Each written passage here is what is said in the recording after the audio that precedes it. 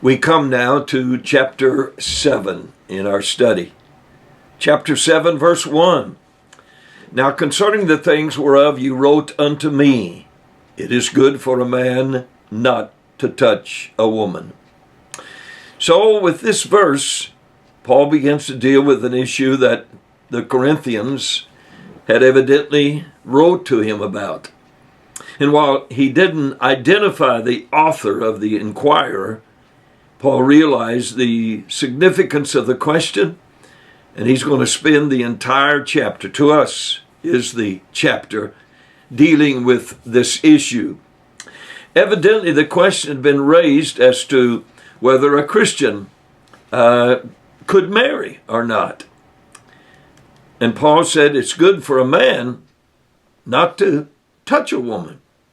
It's obvious Paul was a man who had completely surrendered his own life to the Lord in every way possible.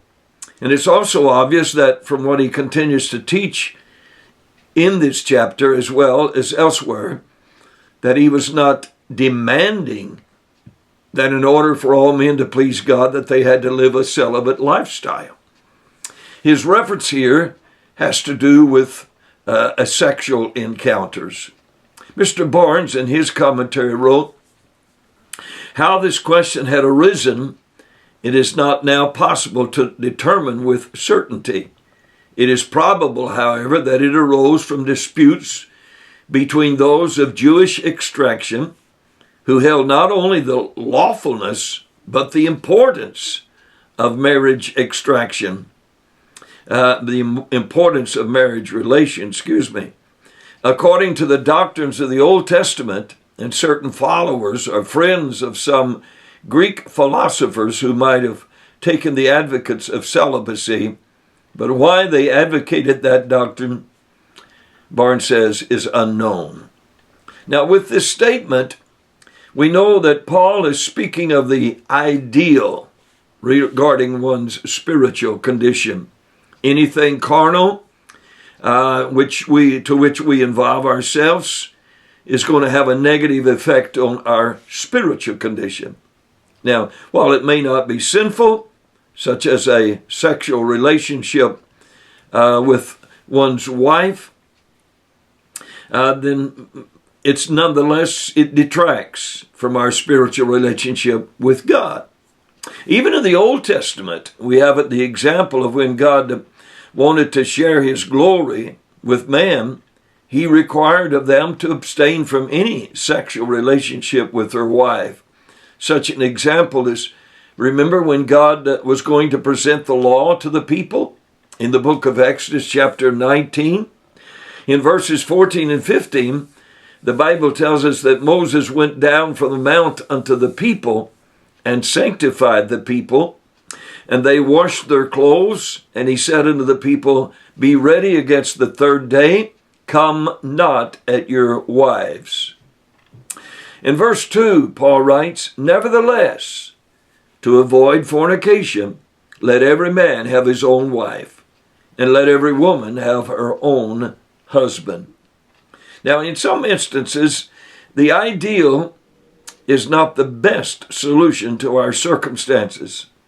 And while not condoning sin, nor compromising his position, the Apostle Paul points out that while it would be great from a spiritual standpoint if one abstained from a sexual relationship, this is not always the best route with everyone.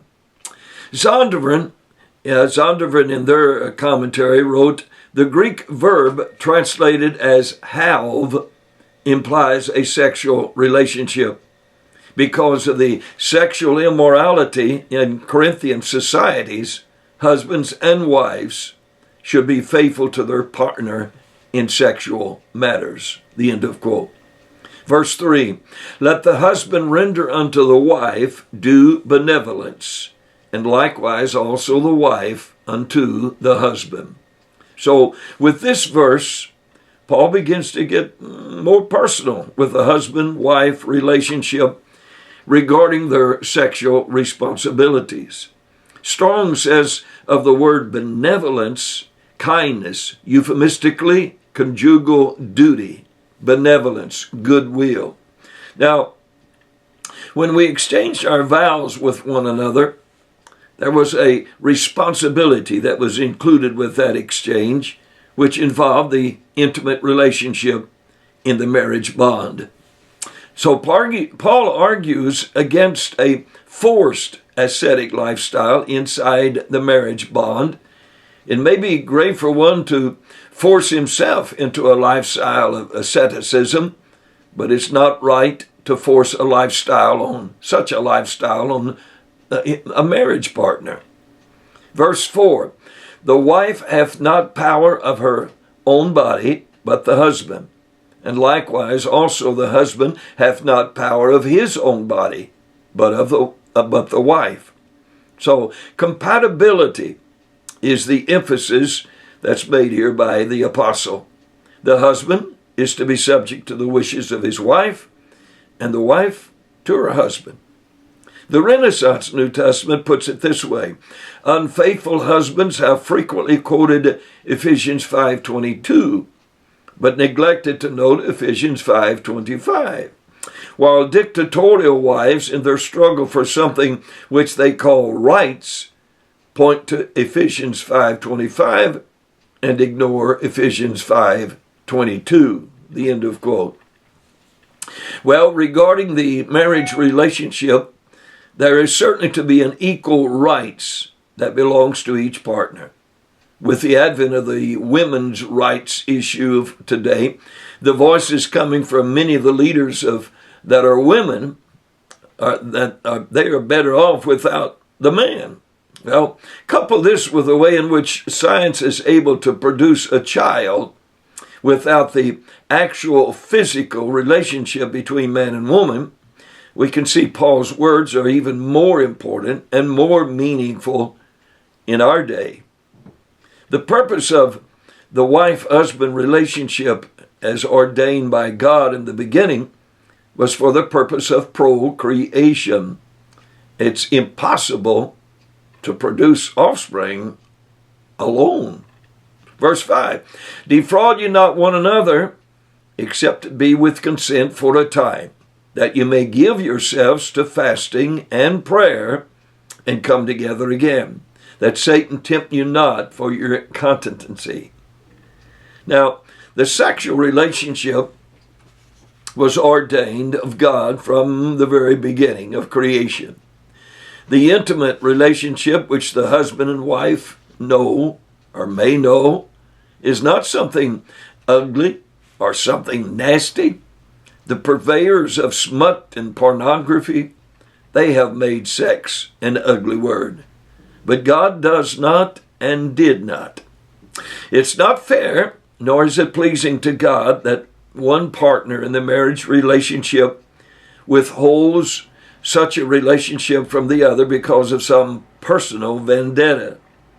Those who claim to be so spiritually minded that they refuse to fulfill their responsibility to their spouse sexually, they're not as spiritual as they think they are or claim to be. Paul warned that such actions could cause a weakness on the part of the one being defrauded, and thus lead to giving in to the temptations the enemy is bound to present at such times. Mr. Burkett, William Burkett, let me share a quote from him, that matrimonial conversation are the husbands and wives performing towards each other all the duties of marriage which they promised is an act of justice which they owe to one another. This is intimated in the word render, and consequently to deny the same is injustice and fraud. Defraud not one another. Marriage takes away from persons that power which they had over themselves and their own bodies, and transfers it in some sort to the person they are married to. The end of quote. Verse 6, but I speak this by permission and not of commandment. There were some things which were clearly spelled out in the law, while there are other things which the Jewish leaders thought was for the good of the people, or at least they thought it was, and thus they added to what they taught the people. These became the customs, the traditions, which in some instances conflicted with the will of God. Paul is saying that while there's no direct command from the Lord concerning this issue, he did feel that what he was saying to them was for the good of all that were involved. There are many things which, well, just plain common horse sense should be enough to make us know what we are to do. Verse 7, for I would that all men were even as myself, for every man hath his own, but every man hath his own proper gift of God, one after this manner, another after that manner. Well, Paul's manner of lifestyle was by choice. He strongly felt that the choice he had made was the best for him in the work he was doing for God. To be responsible to a wife and to a family, that would take away much of his time from the work that he was doing for God. So he had made a choice, just as many others have since. But he didn't demand that others make the same choice that he had made. Unmarried, verse 8, I say therefore to the unmarried and widows, it is good for them if they abide even as I. Now, Paul again is suggesting what he feels would be best for those in this particular category. This is not a command from God, nor is it a command from Paul, which becomes obvious when we consider what Paul said about widows in 1 Timothy 5:14. I will therefore that the younger women marry, bear children, guide the house, give not occasion to the adversary to speak reproachfully. So Paul's admonition in verse 14 is that the younger men, or younger women rather, should marry. So Paul was not condemning the widow or the widower to a lifetime without companionship. He was just saying the deeper life, the more spiritual life, the more dedicated to God life was to live as he was living, free from the distractions and responsibilities that a marriage relationship would bring. Paul was dealing with the issue of caring for widows in his epistle to Timothy, and he placed an age limit on those that he considered would even qualify as a widow, for which the church would feel or should feel responsible. Paul addresses here the unmarried and the widows. So the term unmarried evidently means to be a term that is all-inclusive, referring to anyone who is single. There are some, on the other hand, who feel this has reference to someone who had been married. Barnes wrote, to the unmarried, the word unmarried may refer either to those who had never been married or to widowers. It here means simply those who were at that time unmarried, and his reasoning applies to both classes. Adam Clarke in his commentaries wrote, the unmarried and widows, it is supposed that the apostle speaks here of men who had been married. In the word, they but were now widowers, as he does of women who had been married but were now widows. Now, some will be satisfied living as a widow or a widower or unmarried, if you will, which will not be the life that everyone can, comfortably adhere to. Marriage is not a sinful or shameful thing. Marriage is not something that we should label as being ungodly or sinful. But marriage will bring problems into your life that you would not otherwise have. It's obvious that Paul was not implying that marriage was wrong or sinful, especially when we consider how he dealt with a marriage relationship in places such as chapter 5 in Ephesians. There he compared the relationship between the husband and the wife as the kind of relationship which Jesus has with his church. So Paul here considers the marriage relationship as something beautiful and something godly. Verse 9, but if they cannot contain, let them marry, for it is better to marry than to burn. The Greek text, we're told, actually states, if they do not exercise continence or control, that is, if they do not control their sexual drive, then they're more likely to give in and commit immoral actions. Now, the meaning of the expression to burn is to be fired up with sexual desires, which would lead or could lead to sinful acts. To burn is speaking about having thoughts, desires of sexual expression controlling our thoughts. And such thoughts, if they're left uncontrolled, will likely lead to carrying out sinful acts in some way to satisfy that urge. The married, verse 10, unto the married I command, yet not I, but the Lord. Let not the wife depart from her husband. Now, this is the second group which Paul deals with, the married. And by the context, it's obvious Paul is dealing with believers in this passage, those in the church. The expression depart, it is from a verb that is used when there is no guilt that's involved in the separation. There's no right granted to separate from the spouse, to give the individual opportunity or the privilege or the right to marry someone else. If there is a separation, then Paul teaches they must remain unmarried or return to the spouse they separated from.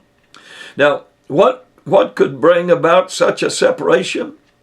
Well, it's possible, although it may be rare, that one party feels a definite calling upon their life, for instance, to go to a missionary field. And while the other one, doesn't want to make such a move, so it is such a determination made on the one that feels conviction to go that it separates because of the conviction of the one that doesn't want to go. Or there can be such a thing as an abusive spouse. One spouse may be forcing the other one into committing acts that they don't feel is right and godly. Paul admonished us in the book of Romans chapter 12 and verse 1 that we present our bodies holy, acceptable unto God. I was asked one time when referring to that verse, the word holy, is it H-O-L-Y or is it W-H-O-L-L-Y, holy? Well, both is applicable, I guess. We need to give our whole W-H-O-L-E body to the Lord, but we also need to be holy, H-O-L-Y, presenting our bodies holy, devoted, dedicated to God. Now, in such a case, there could be reason for separating from a spouse. But again, it never gives license to the one separating to marry again just because of that kind of separation. Now, when one's spouse is unclean or unfaithful in the marriage contract, then the godly companion should not feel obligated to give in to his or her sexual demands just because they're companions in marriage. Those who are guilty of infidelity, think about it. Those who are having an affair with someone else, they could very easily bring back into the marriage bed some sexual disease. So that is something to be considered in this case. And I think in such a case, the child of God should not feel obligated to submit to what is now an adulterer living in their home and wanting to share their bed. Now, any who are willingly submitting to a companion whom they know is messing around on them is disregarding the commandment of God to keep our body holy. Paul admonished in 2 Timothy 5:22 to keep thyself pure. And how can you keep yourself pure if you're having a sexual relationship with someone who is immoral and ungodly? Verse 11, but and if she depart, let her remain unmarried, or be reconciled to her husband, and let not the husband put away his wife. So it's necessary for us to know something of the surrounding circumstances of the people to whom Paul was writing, I think, to better understand why he stated what he did here. You see, Corinth, for instance, was a city of mixed marriages among the Jews and Gentiles.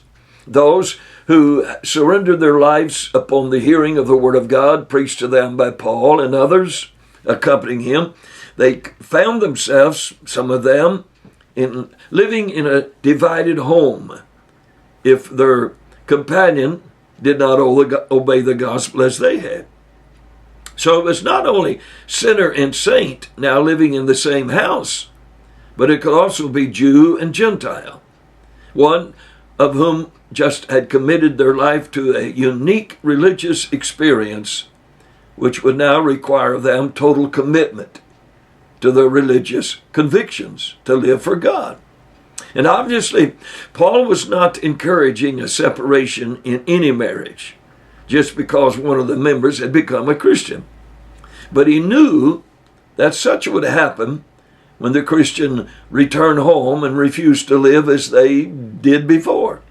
So, realizing that such would happen, Paul dealt with those who chose to make such a separation from their companion. He stated, and if she departs, or if she separates herself. Paul, he gave no reason for the separation in this instance. In fact, we're not informed as to whether the one that's leaving is a Christian or not.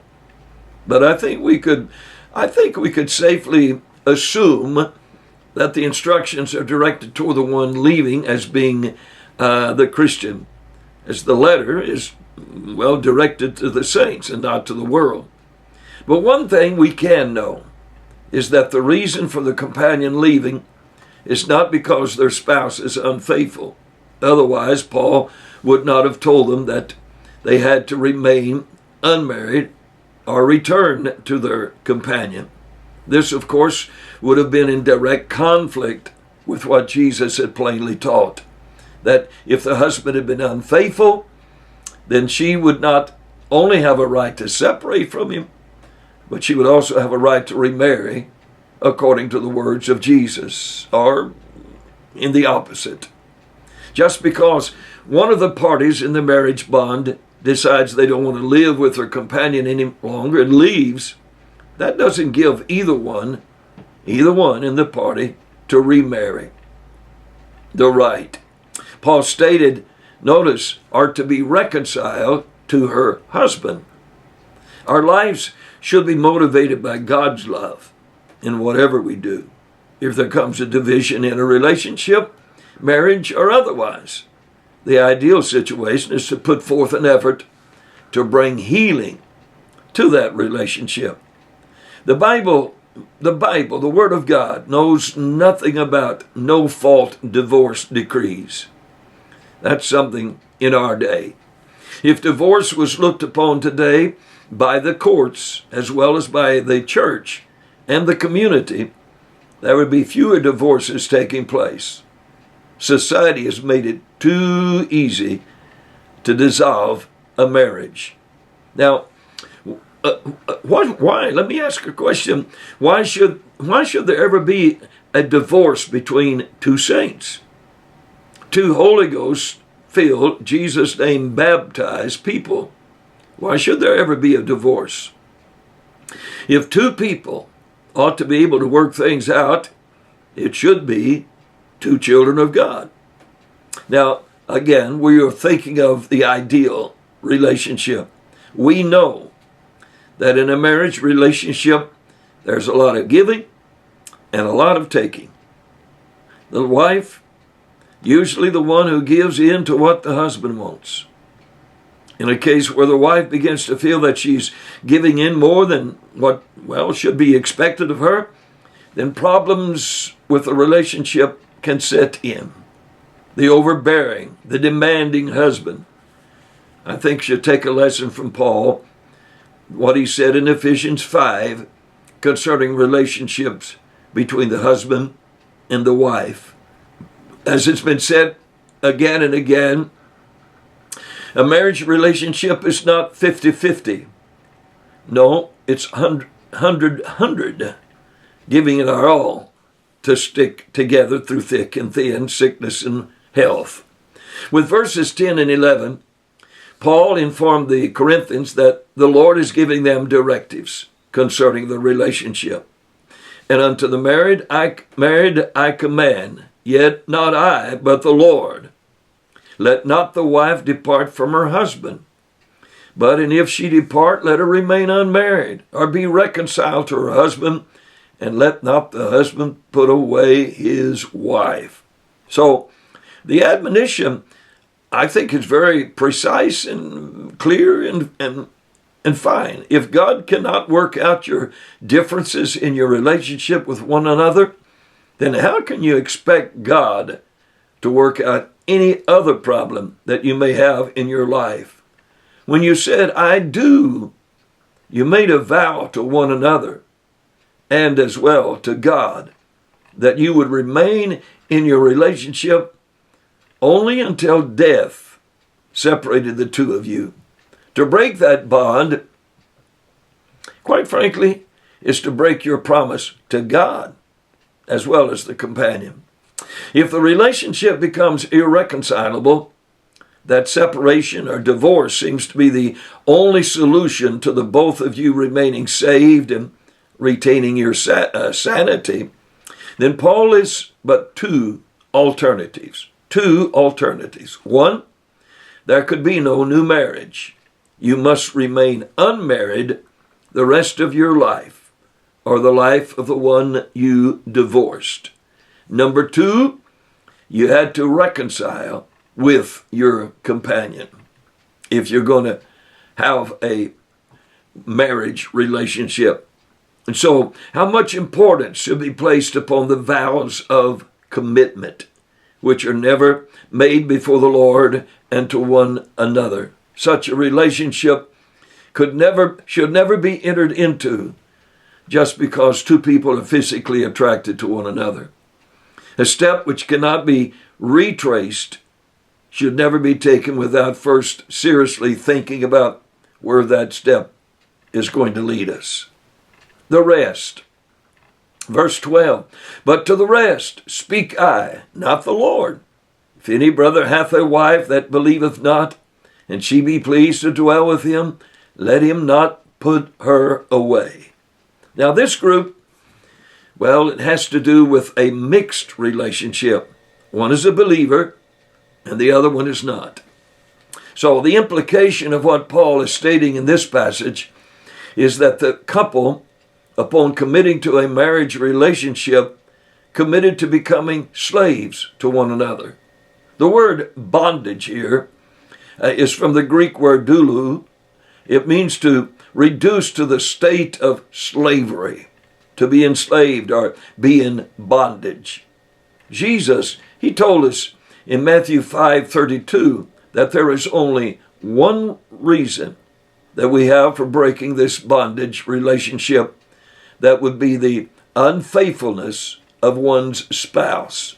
And Paul is here informing us that if the unbelieving spouse breaks the bond and leaves the believer, then the bond of slavery is broken as well. In reference to the unbelieving spouse, desertion is understood to be equal to adultery, because that's what it leads to. There is a difference between an adulterous spouse and one that deserts their partner. In the case of adultery, the innocent spouse can forgive and continue to live with the one who's committed the adultery, hoping and praying that It won't be repeated. But in the case of one being deserted by their spouse, well, the possibility of maintaining the relationship is gone with the deserter. The spouse can pray that the departed will come to their senses and return, and at such time need to be accepted back. But if there is known infidelity on the part of the one who did leave, then there's no requirement for the spouse to take them back. Verse 13, and the woman which hath an husband that believeth not, and if he be pleased to dwell with her, let her not leave him. So the wife in that society, she didn't have the power to put away her husband as the husband had the power to put away his wife in that society. And so here Paul admonishes the wife to not leave him. In that day, as it is in our own, the wives who were saved outnumbered the husbands.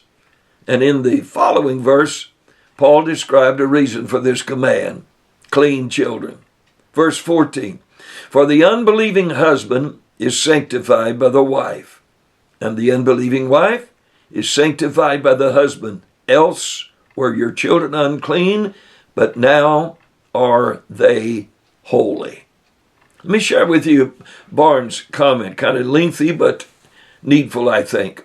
The husband that is not a Christian, who still remains a heathen or an impenitent man, the apostle here states reasons why a separation should not take place when there was a difference of religion between the husband and the wife. The first is that the unbelieving husband is sanctified by the believing wife. And the object of this statement seems to be to meet an objection which might exist in the mind and which might perhaps be urged by some. Shall I not be polluted by such a connection? Shall I not be defiled in the eye of God by living in a close communion with a heathen, a sinner, an enemy of God, and an opposer of the gospel? This objection was natural and is doubtless often felt. To this the apostle replies, no, the contrary may be true. The connection produces a species of sanctification or diffuses a kind of holiness over the unbelieving party by the believing party, so far as to render their children holy. And therefore it is improper to seek for a separation. End of quote. Well, with this statement, the apostle is dealing with the relationship issue. Obviously, there could be other conditions that can enter the picture, which could alter the situation. Again, such as adultery, homosexuality, AIDS, and so on. But as far as possible, the wife or the husband should never sever a relationship just because their companion is not saved. Verse 15, but if the unbelieving depart, let him depart. A brother or a sister is not under bondage in such cases, but God hath called us to peace. Dr. Zodhiates, he made this statement and comment, and I share it with you. When an unbeliever in this way separates himself or herself, then the believer, Paul says, has not been placed in bondage in such circumstances. The Authorized Version has it, a brother or a sister is not under bondage in such cases. This clause in Greek means, with a verb, is not enslaved. Begins with a verb, is not enslaved. The slaves in the ancient world were considered no men, or dead men, or beasts. They were in a worse state than cattle. They were of no standing in the state. They could not own anything.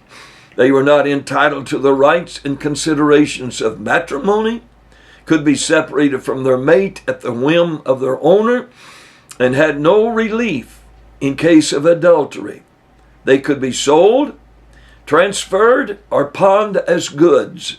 The verb doulo, therefore, means to reduce to the state of such slavery, to be enslaved or be in bondage. The implication of the use of this verb, doulo, is that in reality, marriage is a state in which the two partners agree to become slaves one to another in a good voluntary sense. Our Lord has already told us that there is only one reason for breaking this slavery commitment, and this is the unfaithfulness of one's spouse. Now the Apostle Paul says that if the unbelieving spouse leaves the believer, then the slavery of the bond of marriage does not exist anymore. This is saying negatively what could be expressed positively as such a believer becoming free to make a choice. The end of quote. Guy Duty, in his writings Marriage and Divorce, wrote, "We conclude from this evidence that not under bondage express the total release from the marital bond, that the Greek divorce bill, Biblion Apostation, contained the same legal meaning of absolute dissolution as did the Jewish bill. If this evidence is not sufficient to convince a reasonable mind, then there is an end to all meaning in language, and we must despair of ever proving anything." The end of quote. A.E. Knock, who was translator for the Concordant Bible, stated, "The believer is to make no move toward separation, but if the unbeliever obtains a divorce, the believer is entirely free." The James Moffat translation of this verse is like this: "In such cases, the Christian brother or sister is not tied to marriage."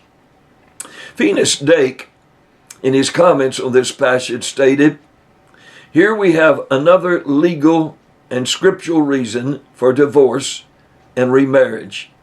If the unbeliever refuses to live with a wife or husband because of Christianity, and if he or she is determined to leave on this account, the Christian is not held responsible or punished by requirements to remain single the rest of his or her life because of the rebellion of another."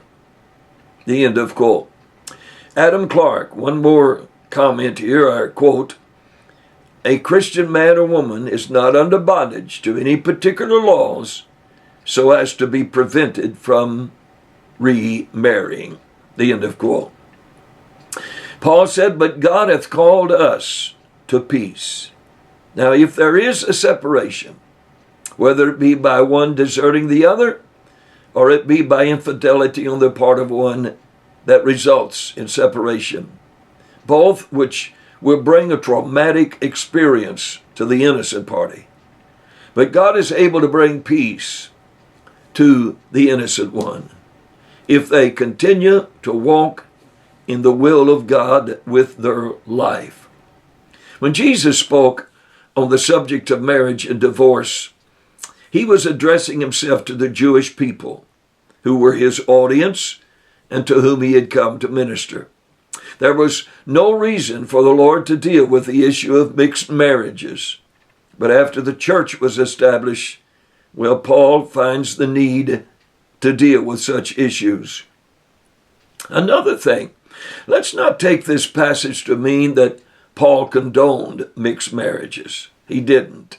He's very clear on this matter in such places as 2 Corinthians 6, chapter 6, verses 14 through 18. A believer, in order to retain favor with God, must marry a believer.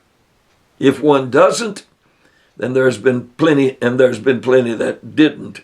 Then they deserve the frustrations and headaches and heartaches that usually follow such a relationship. Paul very plainly says, that light hath no fellowship with darkness. Verse 16, for what knowest thou, O wife, whether thou shalt save thy husband? Or how knowest thou, O man, whether thou shalt save thy wife? Now the point is, souls are at stake here that Paul is dealing with. The ideal situation is that differences can be worked out. Is there any marriage relationship that has not experienced rocky times, difficult times? I think those that said there hasn't been, well, they must have got up on the wrong side of bed or confused, because I dare say no. Any relationship is going to have differences. Now, if it's at all possible, the efforts of the innocent party should be to try to work things out. Now, you may be the only hope in that couple, that party, that relationship, that the guilty party has to be coming saved. There are more than just personal feelings that are involved here. This is the message that Peter gave. In 1 Peter 3, Peter said in verses 1 and 2, likewise ye wives, be in subjection to your own husbands, that if any obey not the word, they also may without the word be won by the conversation of the wives, while they behold your chaste conversation coupled with fear. Faithfulness where you are. Verse 17, but as God hath distributed to every man, as the Lord hath called every one, so let them walk, and so ordain I in all churches. Now, the problem in the days of Moses, which Korah had, which resulted in his death, along with the death of all those that joined his rebellion, was that he was not willing to accept the position to which he had been assigned. It's God who does the calling. It's God that does the placing of the child of God in the body as it pleases him. Many, sad to say, but true, have shipwrecked because they attempted to be someone that they were not capable of being or were not ordained by God to do. This is not to say that Paul is preaching here, teaching them that one should never aspire to greater things and positions in the work of the Lord. No way. In fact, he will teach us just the opposite. But while we may aspire for greater positions of responsibility, we should be faithful in the position in which we are placed upon salvation. Verse 18, is any man called being circumcised?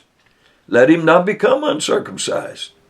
Is any called in uncircumcision? Let him not be circumcised. Now, obviously, one who was saved from among the Jewish community, who had been circumcised, could not become uncircumcised. That's not the point. The point is that the important thing is not to attempt to change our physical condition just because we become saved. The church is composed of people from all nationalities and races of people. So being a child of God doesn't require them to attempt to change their nationality or their race. God saved us regardless of the color of our skin or the language which we speak. Verse 19, circumcision is nothing and uncircumcision is nothing but the keeping of the commandments of God. Now, in Paul's day, there was a great division, as you know, between Jew and Gentile. And this was one of the problems which the apostles had to deal with when the Gentiles began to be added to the church. In Acts 15, they dealt with that issue. The Gentiles were added in chapter 10. And this brought about a confusion. Some of the Jews, they wanted to demand that the Gentiles had to be circumcised. in order to be accepted into the fellowship of the church. So in our recent past, our more previous past, we could identify with the racial barriers that caused division in our country. And this division also was embraced by some in the church. That was wrong. Paul is saying those things which previously separated us because of some physical condition or custom that we adhered to when we were a sinner should not affect our relationship once we become saved. We're all in the same body. Verse 20, let every man abide in the same calling wherein he was called. So, upon being saved, our emphasis should be placed upon pleasing God and obeying the will of God for our lives. Daniel and Joseph, just to pick out a couple, are a great example for us in what Paul is teaching us. Just because Daniel was in Babylon, that didn't cause him to change his lifestyle just to please the people that he was living among them. And it's the same with Joseph. He was faithful, even to be put in prison because of something he didn't do. Be faithful to God where we are, and God will bless us and open doors for us to even greater blessings and greater experiences if he so wills it. Verse 21, art thou called being a servant? Care not for it, but if thou mayest be made free, use it rather. The little letter of Philemon Paul addressed the issue of the slave and what he should do upon being saved. Onesimus, the slave, had escaped his master, Philemon. And it would appear from verse 10 that Paul had converted Onesimus. And so Paul sends him back to his master with a letter to his friend Philemon, instructing him how he should accept his slave back and treat his slave how he should treat him when he returns. Becoming saved didn't change the status of Onesimus from being a slave. He had a commitment to his master, which he had an obligation to fulfill. So when Paul said, care not for it, he is saying, don't allow it to alarm you. Don't spend time worrying about it. But if the opportunity presents itself for you to become free, take advantage of it. Verse 22. For he that is called in the Lord, being a servant, is the Lord's free man. Likewise, also he that is called being free is Christ's servant. Now, so Paul is saying, regardless of our station in life, upon being called into salvation's experience, being born again, we become a child of God, a servant of God.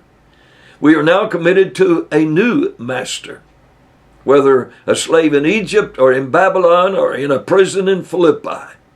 We are really a child of God, a servant of God. And while some may live under stringent conditions which rob them of their liberties, such as many countries in our world today we find, upon being born into the church, they become free in the spirit. Their body may be bound by the laws of the country, but their spirit is free. And they look forward to that time when their body will be free as well. Verse 23, ye are bought with a price. Be not ye the servants of men. So recognize that we have been purchased by the shed blood of Jesus Christ. And while one should be obedient and patriotic to the country of their citizenship, there could come a time and condition, and it has in some countries, in which the laws of the land would change, that would require the child of God to divorce himself from his allegiance to Jesus Christ. And at such a time, well, the child of God must be as strong as Shadrach, Meshach, and Abednego and Daniel and Paul and Peter and James and John and so on stand for their convictions. The law of God, the will of God is more important and more powerful than the decrees of man. Verse 24, brethren, but let every man wherein he is called, therein abide with God. Now, no calling or position which man may offer can compare with what God offers to his children. This may require some sacrifice, but it'll be worth it in the end. Nothing must be as valuable to us as the will of God being accomplished in our lives. Virgins, verse 25. Now concerning virgins, I have no commandment of the Lord, yet I give my judgment as one that hath obtained mercy of the Lord to be faithful. Now here, the apostle inserts his own views on the subject of whether those who have never been married should consider marrying.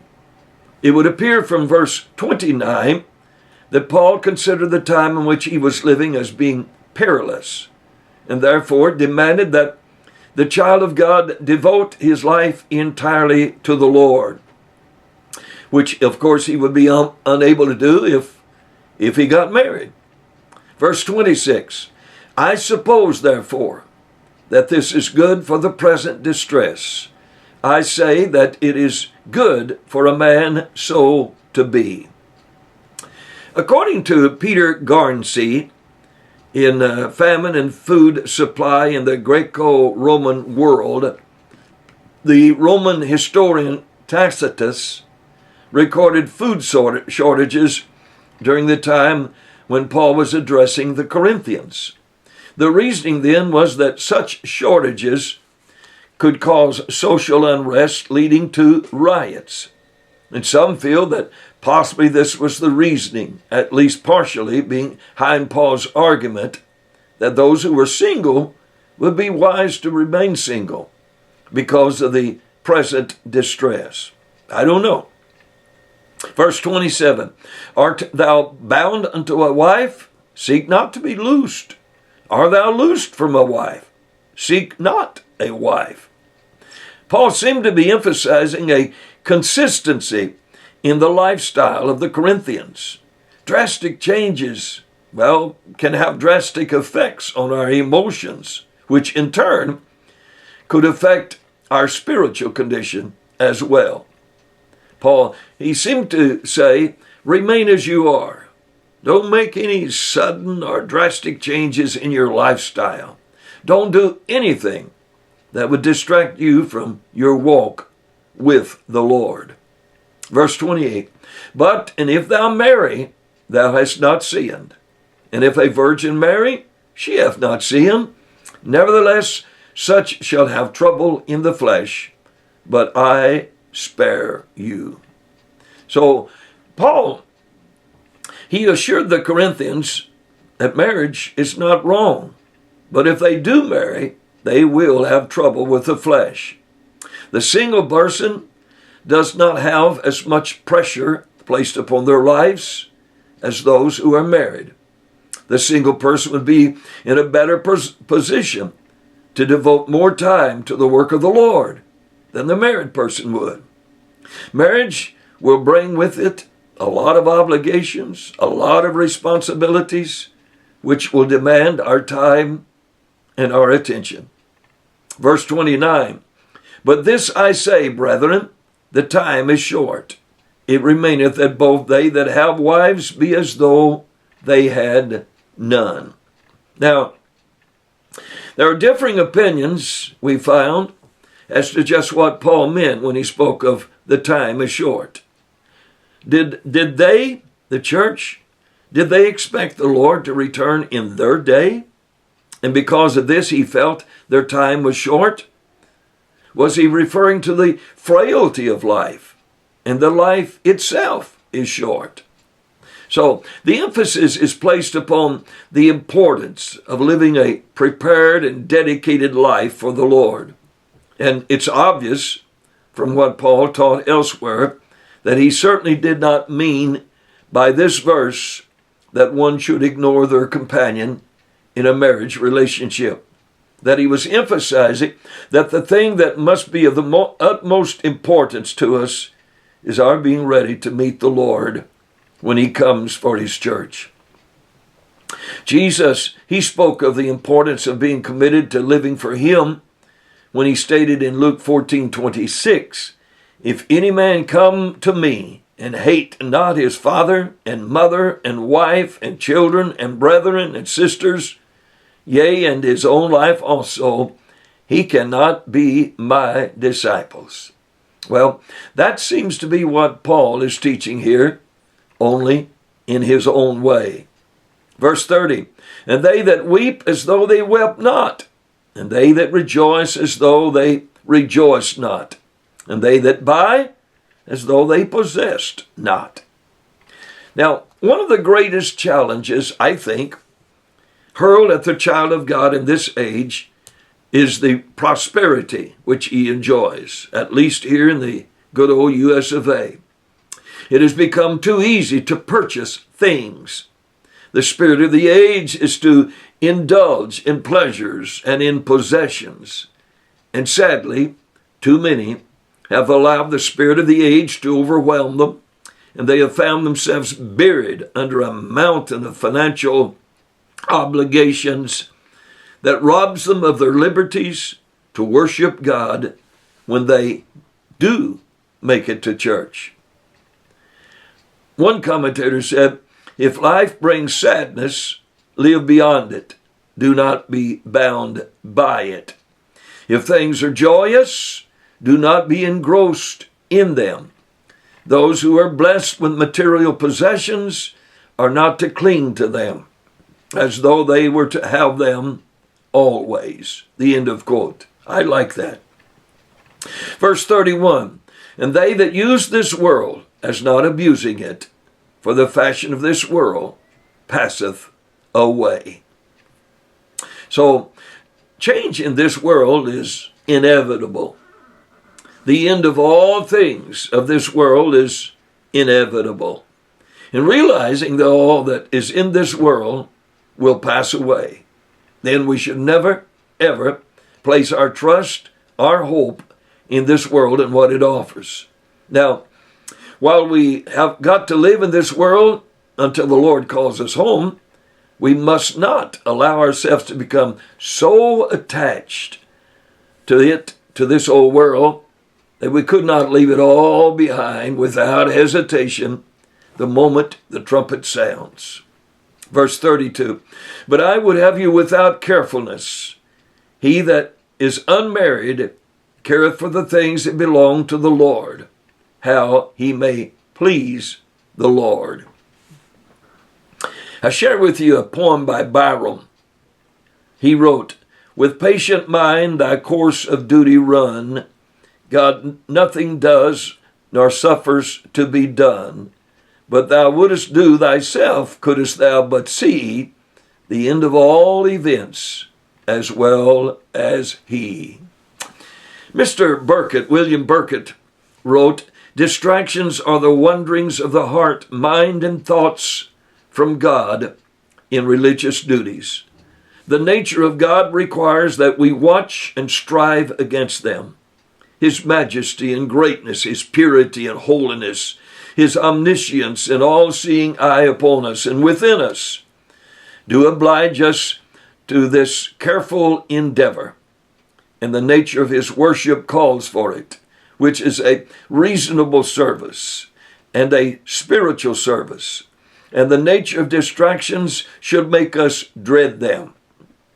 They divide the heart, they deaden the duty, contract the guilt, and provoke displeasure. Lord, help us in all the services we perform unto thee to attend upon them without distraction." The end of quote. Paul said, "But I would have you without carefulness." That is, Paul wished the Corinthians to be freed from cares.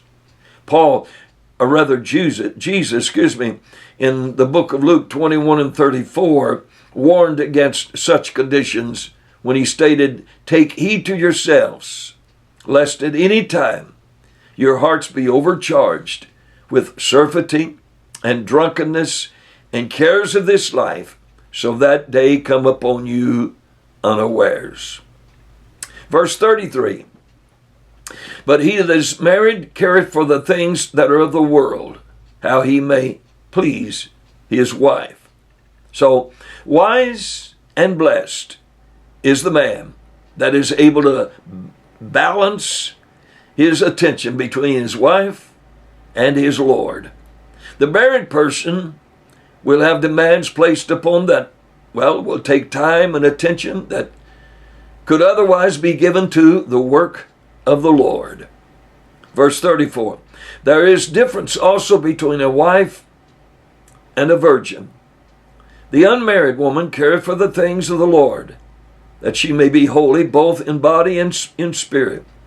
But she that is married careth for the things of the world, how she may please her husband."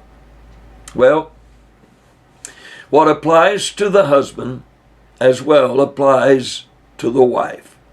Mr. Barnes put it this way: the apostle here intends undoubtedly to intimate that there were dangers to the personal piety in the married life, which would not occur in a state of celibacy, and that the unmarried female would have greater opportunities for devotion and usefulness than if married.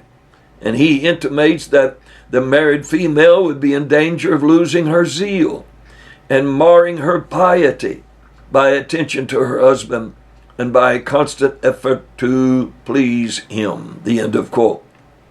Verse 35, "And this I speak for your own profit, not that I may cast a snare upon you, but for that which is comely, and that you may attend upon the Lord without distraction." Now, the Renaissance New Testament translates it this way: "But I am saying this for your own good, not to put a noose around your neck, but that you may do your best, and that you may give assiduous attention to the Lord with no distractions." The end of quote. Well, the message that comes from a burdened heart of the man of God can sometimes seem harsh and demanding. But Paul's concern was for the spiritual well-being of the Corinthians. And in such matters, it would be better to be too hard than too loose. God bless the man of God that preaches from a sincere conscience and burdened soul. Verse 36, "But if any man think that he behaveth himself uncomely toward his virgin, if she pass the flower of her age, and need so require, let him do what he will. He sinneth not. Let them marry." Well, this is a sticky verse, let me call it. The majority of commentators that I read agreed that the man in reference here is the father of the virgin who was responsible for her. There are, however, those who feel that the man in reference here was the young lady's fiancé. The danger of courtship, especially in that era, is that if it is drawn out for a very long time, there will be the temptation to yield to their sexual drives before the proper wedding procedures have been carried out. Barnes put this comment on it: "If she passes the flower of her age, if she passed the marriageable age and remains unmarried, it is well known that in the East it was regarded as peculiarly dishonorable to remain unmarried, and the authority of a father, therefore, might be the means of involving his daughter in shame and disgrace. When this would be the case, it would be wrong to prohibit her marriage." The end of quote. Now Clark, he wrote this: In those early times, both among the Hebrews and Christians, the daughters were wholly in the power of the father, so that he might give or not give them in marriage as he chose, and might bind them to perpetual celibacy if he thought proper. And to this case, the apostle alludes. If the father had devoted his daughter to perpetual virginity, and he afterwards finds out that it would be wrong because of her circumstances to force her to continue in her state of celibacy, though he had determined before to keep her single, yet he might, in this case, alter his purpose without sin and let her and her suitor marry. The end of quote. So we have different views about this interesting verse. Verse 37, nevertheless, he that standeth steadfast in his heart, having no necessity, but hath power over his own will, and hath so decreed in his heart that he will keep his virgin, doeth well. Well, the emphasis is on the will to do that which is felt to be right. And while it would most assuredly be embarrassing and frustrating to leave a fiancé standing at the altar, it would be better to do that and to obey God than to carry through with such a commitment and have it affect one's walk and lifestyle with God. In all of this, Paul continues to emphasize that the important thing is our standing with God, not with one another. Verse 38, so then he that giveth her in marriage doeth well, but he that giveth her not in marriage doeth better. So then, getting married is not all that bad, but staying single will prove to be more spiritually beneficial. Verse 39, the wife is bound by the law as long as her husband liveth, but if her husband be dead, she is at liberty to be married to whom she will, only in the Lord. One commentator put it this way. The Renaissance New Testament put it this way. Thus Paul applies the permissive principle to the widow as he had previously applied to the virgin. But he cannot refrain from closing this long treatment of sex and marriage with an expression of his own, admittedly uninspired views. End of quote. Reading again from Clark, this seems to be spoken in answer to some other question of the Corinthians to this effect. May a woman remarry whose husband is dead or who has abandoned her? To which he replies, in general, that as long as her husband is living, the law binds her to him alone. But if the husband die, she is free to remarry, but only in the Lord.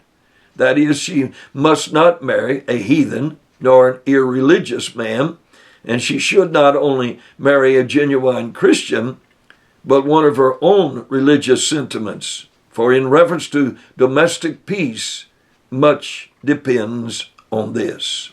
Verse 40, but she is happier if she so abide after my judgment, and I think also that I have the Spirit of God.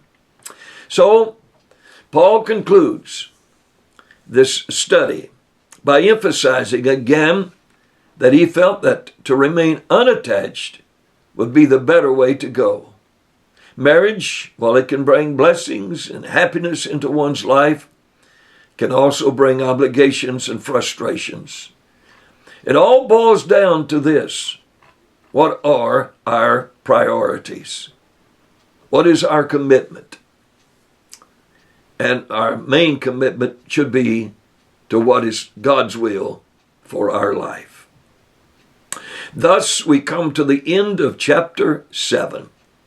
Thank you for allowing me to share our comments with you on this chapter.